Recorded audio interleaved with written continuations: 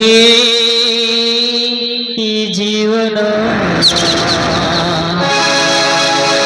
ನೀನೇ ಜೀವನ ನನಗಾಗಿ ನಿನಗಾಗಿ ನನಗಾಗಿ ನಿನಗಾಗಿ ಕೊನೆವರೆಗೂ ಬದುಕಬೇಕು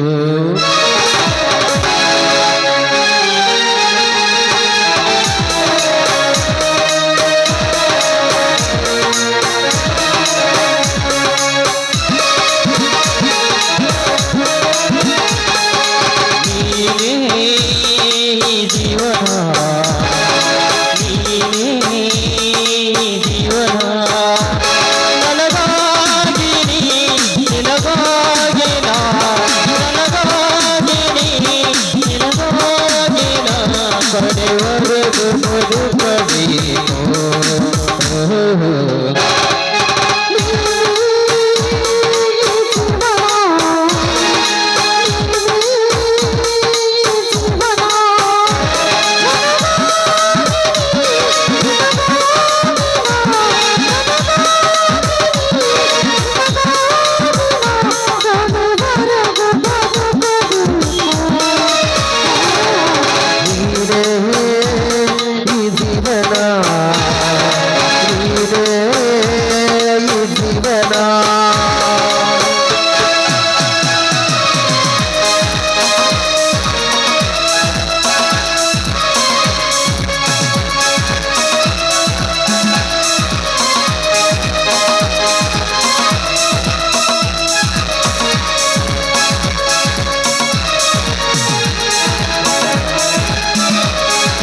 ದೇವತೆಯಾಗಿ ಬಂದಿರುವೆ ಈ ಮನೆಯನ್ನು ತುಂಬಿರುವೆ ನನ್ನಲು ನೀನೇ ಮನಸ್ಸಲು ನೀನೇ ನೀನು ಇರಬಾರೆ ನಾನು ಮನಸ್ಸಲು ನೀನೇ ಮನಸ್ಸಲು ನೀನೇ ನೀನೇ ಇರಬಾರೆ ನಾನು ನನಗಾಗಿ ನಿನಗಾಗಿ ನನಗಾಗಿ ನಿನಗಾಗಿ ಕಡೆವರೆಗೂ ಬದುಕಬೇಕು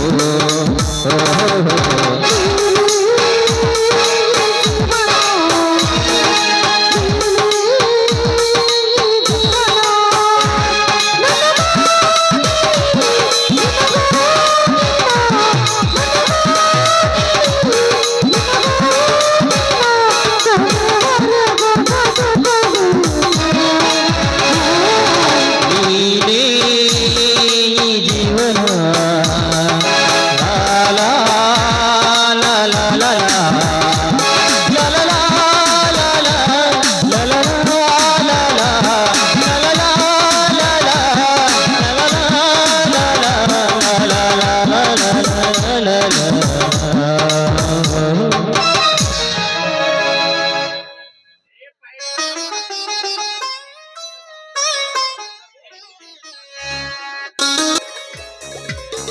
ಅಣ್ಣ ಧರ್ಮರಾಜನ ಯಾಕೋ ತಡವಾಗಿ ಬಂದಿಯಲ್ಲ? ಕುರಿ ಮರಿ ಜೊತೆ ಗುದ್ದಾಡಿ ಬರೋದು ಇಷ್ಟೊಂದು ಹೊತ್ತಾಯ್ತಾನ.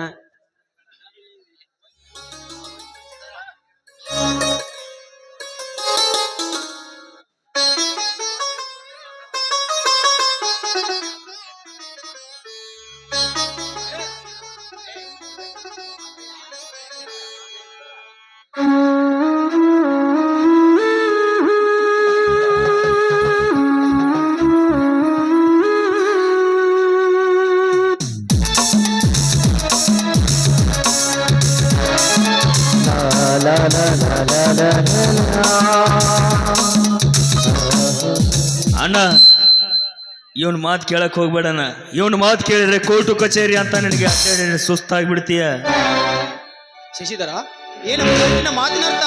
ಅಣ್ಣ ಇವನು ಕುರಿ ಕಾಯೋದನ್ನ ಬಿಟ್ಟು ನಮ್ಮೂರ ಗೌಡ MLA ಅವರಿಗೆ ಸವಾಲ್ ಹಾಕಕ್ ಹೋಗಿದ್ದಾನ. ನಮ್ಮೂರಲ್ಲಿ ವಿಮಾನ ನಿಲ್ದಾಣ ಮಾಡಬೇಡ್ರಿ, ವಿಮಾನ ನಿಲ್ದಾಣ ಮಾಡಕ್ ನಾವು ಒಂದು ಹಿಡಿ ಮಣ್ಣು ಕೊಡಲ್ಲ, ಸುತ್ತಮುತ್ತಲಿನ 10 ಹಳ್ಳಿಯ ಜನರನ್ನ ಸಂಘಟಿಸ್ಕೊಂಡು ಇವನು ಚಳುವಳಿ ಮಾಡಕ್ ಹೋಗ್ಯಾನ. ಚಳುವಳಿನ ಇದು ರೈತರ ಚಳವಳಿ ಹೋರಾಟ ಅಲ್ಲ ತಮ್ಮ, ಅಂದು ನಮ್ಮಂತ ದನ ಕುರಿಯ ಮೇಯಿಸೋ ಜನರ ಹೋರಾಟ.